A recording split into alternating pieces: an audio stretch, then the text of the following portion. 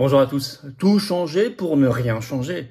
Ça pourrait être la devise du système oligarchique dans lequel nous vivons.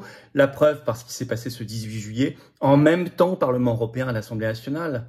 Deux présidentes sortantes, Ursula von der Leyen et Yael Braun-Pivet, reconduites.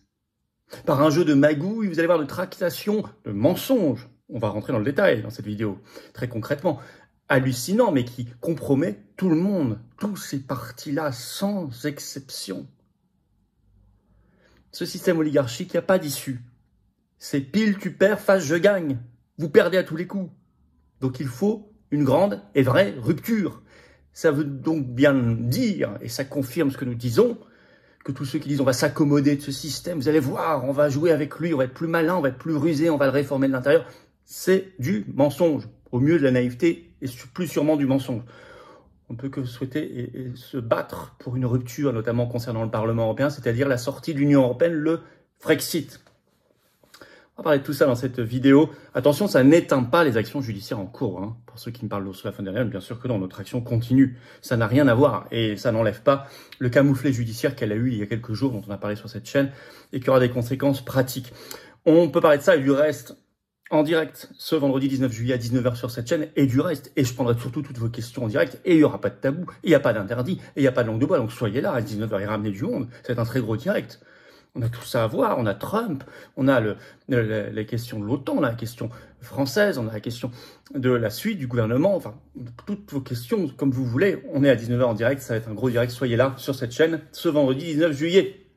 Et puis, n'oubliez pas de vous inscrire pour les assises de la souveraineté, à Arras, le samedi 14 septembre. C'est un lien sous la vidéo en description. Même si vous avez été préinscrit il y a quelques semaines, c'est maintenant l'inscription officielle et définitive. Inscrivez-vous, ça part très vite. Il y a un gros programme, allez voir. Tous les jours, on rajoute des noms d'intervenants qui répondent favorablement à nos invitations.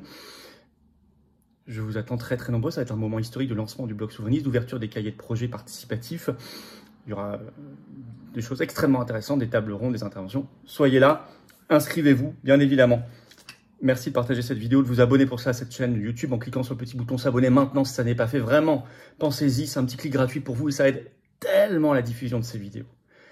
Merci d'avance. Et je vous attends, patriotes. Je vous en reparlerai tout à l'heure, mais vous voyez, vous en avez ras-le-bol de ce vol, de ce système oligarchique. La solution, elle est là, dans cette carte orange d'espérance, le plus grand mouvement souverainiste et de libération de France, largement, qui lui est en rupture totale avec l'oligarchie. On n'est pas là pour s'accommoder de tout cela, nous. Non. On est là pour construire une vraie alternative, les patriotes. Vous pouvez adhérer ou faire un don au mouvement dès maintenant par les deux premiers liens sous la vidéo en description. Vous verrez, les liens sont également toujours sur notre site, les-patriotes.fr. Tout ça, c'est défiscalisé de vos impôts. Je vous attends. Je vous en reparle tout à l'heure. Bienvenue. En tout cas, très sincèrement, du fond du cœur. Allez, on y va. Ursula von der Leyen, on va commencer par elle. Le Parlement européen. Magouille et tractation. On va regarder un petit peu aussi ce qu'elle a dit dans son discours, parce qu'elle a annoncé son projet pour les 5 prochaines années. Vous allez voir, c'est pas piqué des hannetons. Alors, c'était ce 18 juillet donc, elle a été réélue au Parlement européen. Alors, il y avait 707 eurodéputés présents. Il faut obligatoirement la majorité absolue, c'est-à-dire 361, la majorité absolue de tous les eurodéputés, même s'ils sont pas là. Donc, il faut 361. Et elle a eu 401 voix. Donc, elle avait 40 voix d'avance. 289 ont voté contre, 15 abstentions et 7 nuls.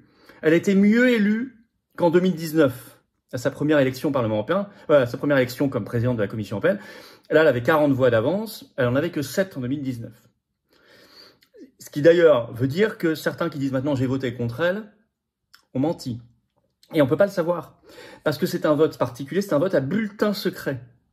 C'est pratique, comme ça on ne sait pas qui a voté quoi. Vous pouvez ensuite inventer un vote, on ne sait pas si c'est vrai. Il n'y a pas de compte à rendre, il n'y a pas de principe de responsabilité, il n'y a pas de transparence du vote sur des gens qui ont pourtant été élus par les électeurs.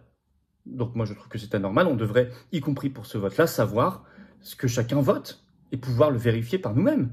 Vous verrez que si on avait su ça, probablement que le résultat n'aurait pas été le même. Parce que là, ça encourage toutes les tractations secrètes, bien évidemment, parce qu'ils ne prennent pas de risques, on ne sait pas ce qu'ils votent à la fin. Moi je dis, je sais que Giorgia Meloni a mis une petite vidéo sur son compte X, ce 18 juillet soir pour dire « Nos élus n'ont pas voté pour elle ». Moi, je dis qu'ils ont voté pour elle, au moins en grande partie. Je crois qu'il y en a 24. Vu les scores qu'on a à la fin, ça n'est pas possible, si vous refaites le décompte, qu'ils n'aient pas voté pour elle. Elle n'aurait pas eu 40 voix d'avance. Et d'ailleurs, c'était écrit par la presse. On le sait par les tractations et on le sait parce qu'elle a dit dans son discours, Ursula. Il y a des choses qu'elle a dit qu'elle n'aurait pas dit s'il n'y avait pas le vote des mélonistes. Politico, le 16 juillet, sortait un article qui expliquait que ce 16 juillet, elle avait été auditionnée par le groupe européen ECR dans lequel siègent les élus de Mélanie pendant 50 minutes et qu'elle a répondu à leurs questions. Et qu'à la fin de cela, les élus polonais ont plutôt dit on votera contre elle. Les élus italiens de Mélanie ont dit on votera pour elle. Je vais vous lire un extrait de Politico. Ce n'est pas un grand secret qu'il y aura une scission dans le groupe ECR, a déclaré Robert Seal, un eurodéputé letton, qui lui a déclaré qu'il n'avait pas encore décidé sa façon de voter. La plus grande division dans le groupe pourrait être entre les Polonais, qui sont à fond contre le vote von der Leyen, et les Italiens qui vont voter pour. C'est écrit. C'est Meloni. Un autre extrait. Ceux qui sont dans des gouvernements comme Meloni, c'est-à-dire Fratelli d'Italia, mon propre parti, ça c'est un député qui parle, les NVA flamands, je crois qu'ils seront tentés de voter en sa faveur. C'est pas encore acquis, a déclaré Jan Zahradil, député du parti tchèque ODS. Il ajoute que ces partis de ECR vont obtenir des concessions, je lis, de von der Leyen, par exemple sur l'attribution de portefeuilles solides pour les prochains commissaires européens, italiens et tchèques. Voilà, donc, et surtout, on va parler de ce qu'a dit Meloni, il y a vraiment quelque chose, il y a un clin d'œil très clair à Meloni, ce qu'a dit Ursula dans son discours, et Ursula von der Leyen, il y a un clin d'œil très clair à Meloni dans ce qu'elle a dit, et en plus, je vous dis, 40 voix d'avance, il y a forcément les eurodéputés italiens, quoi que Meloni dise aujourd'hui.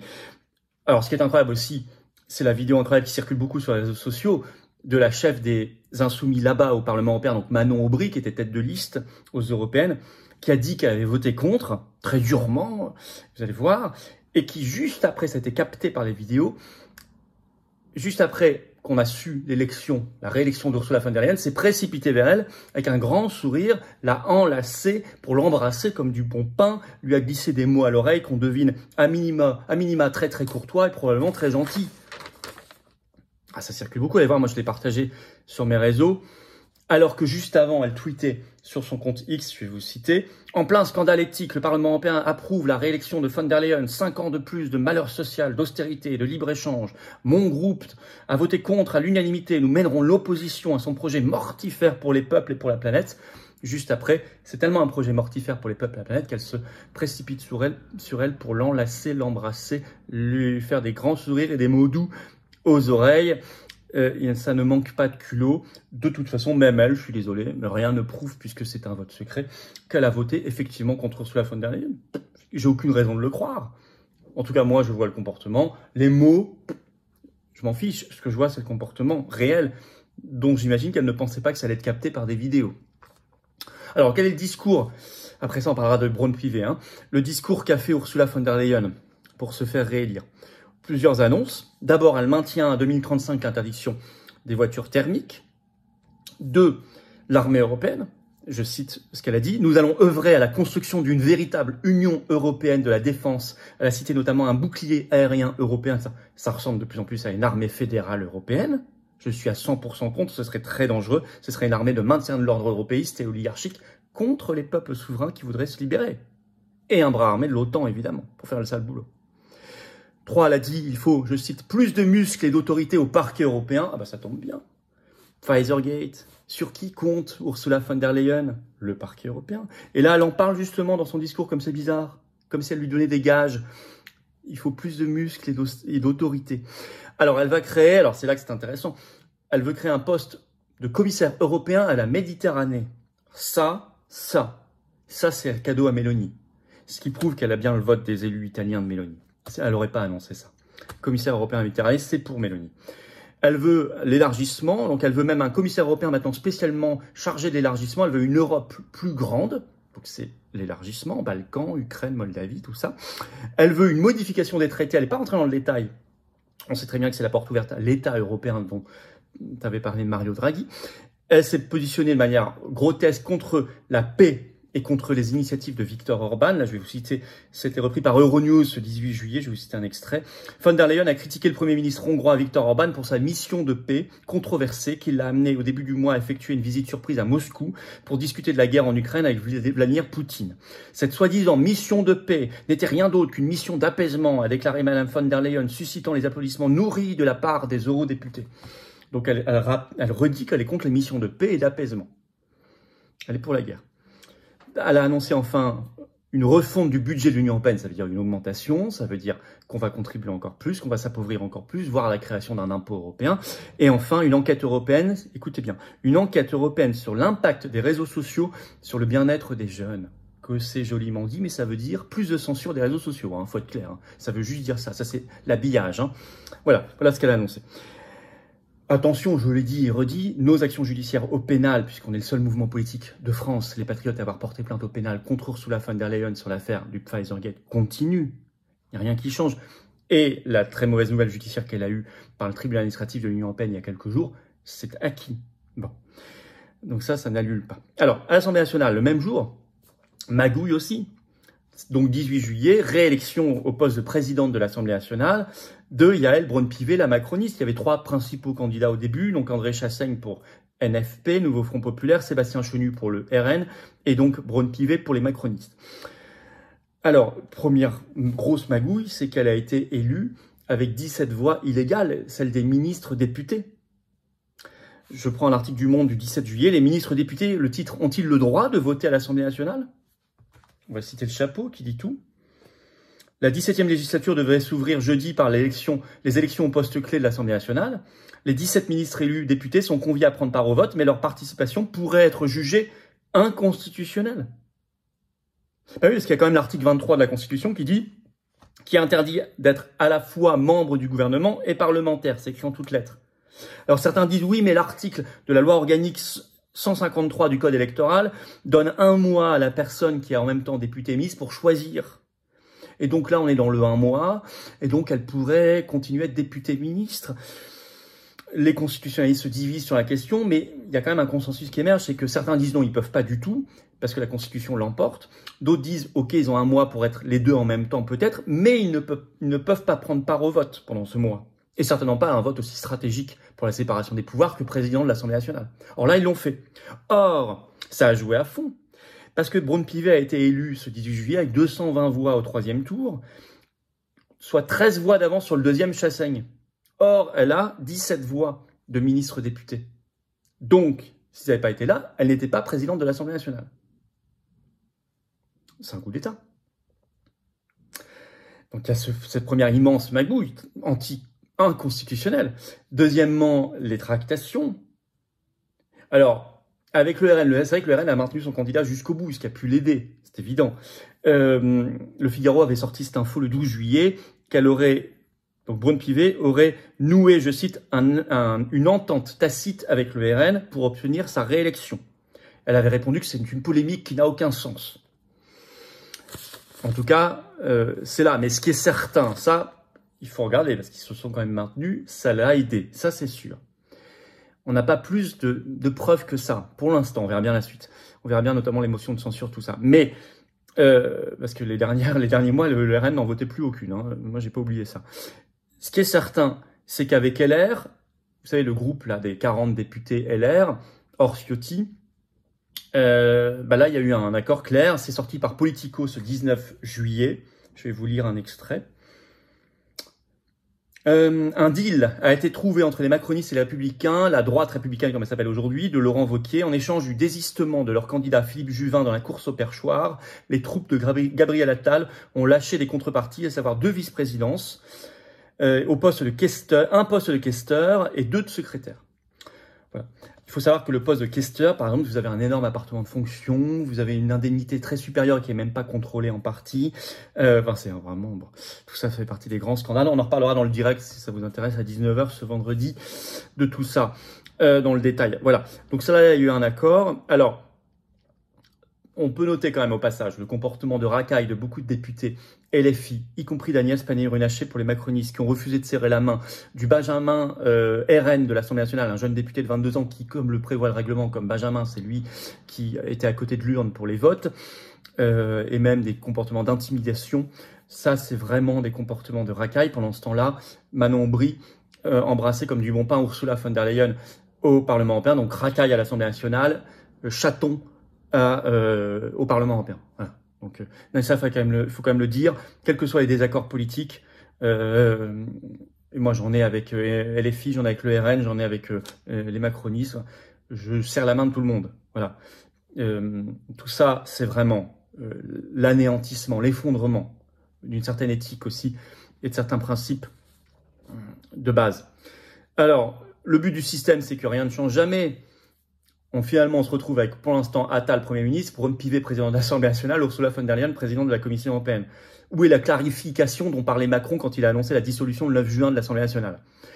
Ça ne serait pas possible s'il n'y avait pas la complicité de fausses oppositions. Hein, vous le comprenez bien, je viens de le démontrer. Ce ne serait pas possible sans leur complicité. Le système oligarchique, ça produit ça. Il y a la suite, hein, il va y avoir des postes de vice-président à l'Assemblée nationale, il y a de questeurs, on l'a dit, on va voir tout ça.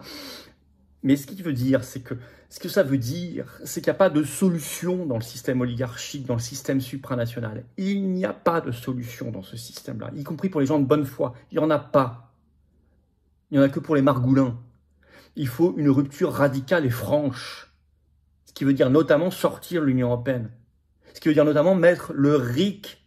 Ça, c'est l'arme anti-magouille parlementaire, le référendum d'initiative citoyenne sur tout sujet. Vous comprenez ce que ça veut dire concrètement? Et là, on sort des magouilles, on sort du système oligarchique. Et là, le peuple souverain, le peuple français souverain, ça a un vrai sens. Si vous êtes d'accord avec ça, merci de partager cette vidéo. Pour cela, de vous abonner à cette chaîne YouTube par un petit clic en dessous. Inscrivez-vous à Arras, grosses assises de la souveraineté historique, inédit. Samedi 14 septembre, inscrivez-vous dès maintenant. C'est ouvert à tous, adhérents comme non-adhérents, bien sûr. C'est en lien sous la vidéo en description. Pour s'inscrire, vous trouverez dans la description. Et je vous attends, patriotes, si vous êtes d'accord avec cette rupture anti-oligarchique. J'ai besoin de vous maintenant. Vous pouvez adhérer, réadhérer par le premier lien sous la vidéo en description. Ce lien est également commenté par une petite fiche sur l'écran maintenant. Et dans quelques secondes, un lien sur l'écran. Faire un don au mouvement, c'est le deuxième lien sous la vidéo en description. Pourquoi les dons aussi?